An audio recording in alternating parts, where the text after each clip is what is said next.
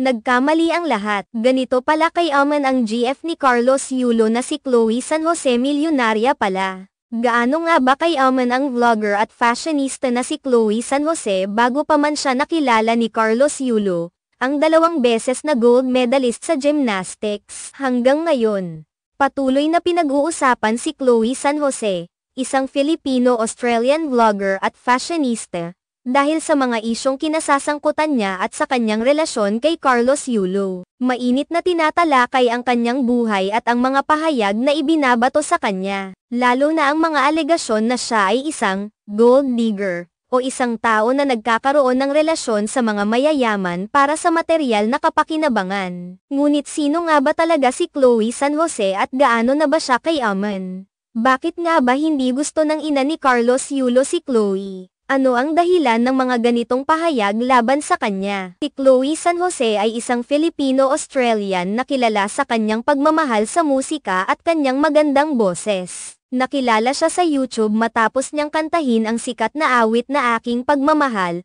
na umabot ng milyong-milyong views sa YouTube at TikTok. Ang kanyang popularidad sa social media ay hindi may kakaila, dahil mayroon siyang higit sa 1.1 milyong tagasunod sa TikTok, 136,000 sa Instagram, at halos kalahating milyong subscribers sa YouTube. Ang kanyang mga post sa mga social media platforms ay karaniwang nagtatampok ng kanyang pagmamodelo sa iba't ibang kasuotan, mula sa mga bikini at damit panloob hanggang sa iba't ibang fashion pieces. Ang kanyang presensya sa social media ay nagbibigay sa kanya ng malaking exposure, at siya ay isa sa mga kilalang personalidad sa online na mundo. Ayon sa mga impormasyon, tinatayang kumita na si Chloe ng halos $80,000 mula sa kanyang mga social media activities, na katumbas ng halos 5 na milyong piso.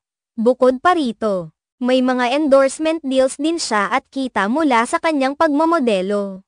Ang kanyang tagumpay sa social media at ang kanyang financial standing ay nagpapakita ng kanyang sipag at dedikasyon sa kanyang karera bilang vlogger at fashionista. Sa kabila ng kanyang tagumpay, hindi rin ligtas si Chloe sa mga negatibong komento at kontrobersya. Isang malaking isyu ang kanyang relasyon kay Carlos Yulo, kung saan ang ilan ay nagsasabi na siya ay nagpapanggap lamang o nagsasagawa ng mga bagay para sa personal na kapakinabangan. Ang mga pahayag na ito ay lumalala lalo na sa pananaw ng ina ni Carlos Yulo, na tila hindi pabor sa kanilang relasyon. Hindi may kakaila na si Chloe San Jose ay isang matagumpay na personalidad sa kanyang larangan, ngunit ang kanyang personal na buhay at relasyon ay patuloy na nagiging sentro ng kontrobersya. Ang kanyang tagumpay sa social media at sa kanyang karera ay hindi maitatanggi, ngunit ang kanyang relasyon kay Carlos Yulo ay tila nagdudulot ng mga hindi pagkakaintindihan at kritisismo mula sa iba.